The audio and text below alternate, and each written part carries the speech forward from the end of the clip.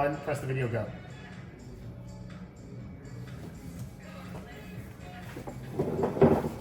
Oh, hey, I'm good. So I topped 8 YCS Santiago Chile. I played the 3v3. I played Ritual Beast. Shout outs to Midwest Gaming, my team. Shout outs to everyone back in Vegas. Shout outs to Austin, literally letting me borrow this entire deck. You're a beast. Thank you for everyone who let me borrow cards. You guys are great. Without you guys, I'd be living on the streets. All right, here you go. This is my deck. It's Ritual Beast, Ritual Best. So this is the 3 Hawk, 3 Penguin, and 3 Lara. These are like the custom god cards in this deck. Basically, long story short, I'm not going to explain what all these cards do because they have like a essay on every single one of these cards. But basically, they're all the starters. They all get each other. This entire deck is like a flowchart deck where it's like you basically just summon all of these guys, and then when you get all of them, you can do your little combo. So it's really good. This one's broken. Specifically, I need to talk about this one because this is like the brand new one. Basically, what she does is you can discard her. You get an extra normal summon of a Ritual Beast. Whenever she gets banished, you can summon a Ritual Beast from your deck. And then she has a replacement effect for destruction. So she's literally just a custom card with like 3 effects. So she's really good. She's a psychic. She's a level 1. Without her, the deck would be kind of poop right now. And like, is broken. It's literally insane. He had 2,000 defense. I set it under a shifter, and then my Tenpai opponent was like, "Dude, it's too fat." And yeah, it's just really, really good. And yeah, it's crazy. Also, it counts as a beast and a tamer, which is really, really important. Then next we have the tamers. Bam, that one too. They each have like different roles. So this one is like every 2-card combo. If you open this in like in any of these guys, it's like full combo. You can play through a bunch of hand traps. It gives you an extra normal summon. This effect does not activate, so do not imperm this, please. I didn't get anyone this event, but there are literally Ritual Beast players out there that is their only way to win is to get this impermed. So don't imperm this. Don't follow the trap. And then I played this one, and that one. These are the normal ones. So this is just Wolf Bark for young people. I mean, for young people, this just summons back something back from the graveyard. This summons something back from banished on normal summon. And then this one is like a floater. When it dies, it summons anyone from the extra deck. This is actually the most important tamer besides Spiritual Beast Tamer Lara because of level 4. So it lets you just make a rank 4. Because honestly, all this deck is just like a 10-step combo deck to resolve a rank 4. So that's what it is. And then I play Zemprepelica because honestly, like when you like goldfish this deck, you don't need this card in like any of the combos. But when you get hand trapped into infinity, or you have like weird wonky hands, having an extra like a tamer name is like super duper important. And then also it's like if you grind, like these as top decks are pretty good because it's like in a late game scenario, like you summoning back the Link 4 is just too much. So there's that. You need like a tamer and a beast to summon the fusions. You already know that. So here is the other beasts. So the beasts that I showed earlier were like the combo starters. These are kind of like utility. This one, you needed the combo because there's some combos that require a pyro being on field. And then also like being able to just pump your monsters to like plus 1,000 just lets you kill people under nib like countless times. And this one, I'm a huge advocate of this card. Just because it's an extra level 4, like no other reason. Like the effect is obviously very relevant against stuff like Runic, bouncing back Fountains, bouncing back U-Bell so they don't trigger. But in reality, 9 times out of 10, it is just an extra level 4. I can summon off Lara, or I can just search to just literally just search, make the rank 4, make Banshee. And then the win conditions of the deck. This is literally broken. Like Ritual Beast, every Ritual Beast deck should just literally play these. So in reality, like I think if you just want to play like the most consistent version of Ritual Beast, you probably only play Nemesis Flag and Nemesis Corridor. However, like if you're gonna go into Top Cut, having Protoss in your deck is probably insane and probably just should be in there, and it saves side deck space. So it's very, very good. So I probably still would play Protoss again. And like going second, it's literally just Regeki and like Dimensional Barrier against a lot of decks. So it's like mad insane. So they're all really good. And it's really cool because with Corridor, it's a Thunder, so you make Colossus, obviously. But then there's a hidden, like, secret technique. Basically, this is also a Thunder. So, like, once you resolve Corridor, you can do, like, cool stuff where, like, link it away, do stuff with that. And then somehow you'll end the board with still a Candlehawk and still make Colossus. And then for the rest of the Ritual Beast cards,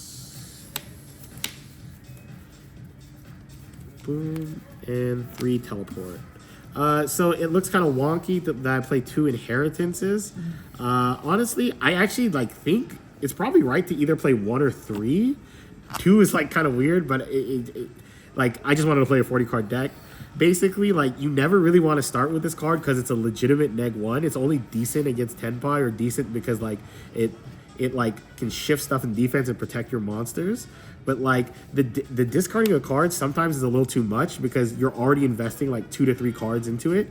So, like, 9 times out of 10, I always side this out. And then this guy, the Ever Faithful Steed, like, it's stuck to my hand, but, like, honestly, when I don't search this card and I hard draw it, a lot of my opponents just don't think I have it, and I'll just set it, and then like they're like, "Oh, you didn't search it," and then it wins me a game. Also, it's broken because like you can this doesn't target, so a lot of people just get got by it. And then Teleport's cool because Lara is the best tamer, and Lara turns into like any other card, so just being able to just play more copies of it is really good. Also, you can do stuff like, you know, protect your monsters randomly by summoning Lara in the middle of the chain and using the replacement effect. Obviously, you can't do it like when Lara gets destroyed, but you can just protect your cards like that. And then for the non-engine, the greatest card in the game, Shifter. Yeah, honestly, the main reason to even play Ritual Beast is it is on the power level of like Bell, Snake Eyes, like that, like where your combos are just insane. But it's a deck that cannot get shifted, and a deck that literally like all the other Shifter decks rely on resolving Shifter and you not having a single play, but you can literally do almost every single combo under Shifter, or even some combos get better under Shifter. So like the main reason to play Ritual Beast is you cannot get like Lucker noobed out of this tournament by other Shifter decks. So it's real cool. It's like when people play like 60 card decks in like Zoo to beat Grass. Just play a Shifter deck and you'll never lose to Shifter, bro. It's that simple. So people should stop complaining. Talents. This is like my 40th card. Basically, I cut Inheritance for this. It sounds kind of weird, but basically, like, all 3 effects are really good because the Link 4 is really generic, Drawing 2 is really good, and then just looking at your hand. And, like, looking at your hand, knowing what your opponent's playing, you can literally search Protos, FTK them, or you just get Nib out of their hand. And then these cards overperformed. 3 Dark Ruler, 3 Evenly, and 3 Eclipse. Dark Ruler evenly, like any combination of these 2 cards usually is enough against like a lot of the decks. And the cool thing about this deck is you don't really try to OTK. You just want to break the board, simplify the game, and then end on like Ulti Apelio or Proto Stem. Once you do that, then the game's pretty much over. So like you're mad chillin'. The only thing is I kind of wish I played like maybe Ash in the main, because 1, it would free up my side deck space. And then also, like, there are just people, like, main decking Molcheni, like, randomly in, like, in random decks. And then, like, I always side Ash, like, always, because I'm afraid of Molcheni going first. So I just want to make my side decking easier. So I'll probably, like, try to figure out something like that. But, like, these cards were just insane because it's, like, they're so good. Like, they just simplify the game, and your deck is crazy because your cards all turn into, like, 4 more cards. Also, this is, like, a hidden secret jutsu. Basically, if you get like nibbed, you Book of Eclipse yourself, they stay face down, you contact fuse, and then your opponent is like, what's happening? And then that is the main deck. So let's go with the side deck. Like I just said, 3 Ash Blossom. So I kind of went with like a kind of a weird approach. 2 Nib, 3 Pirelli, and 3 Purge.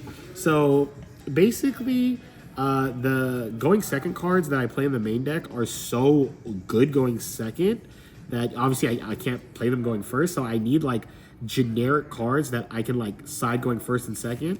But I didn't want to side like 3 solemn, anti-spell, stuff like that, even though they're kind of like auto wins, because I wanted the flexibility of being able to go first and second. So like going first, like having Ash and Dominus Purge against like every deck, even if you kind of like half combo, is enough.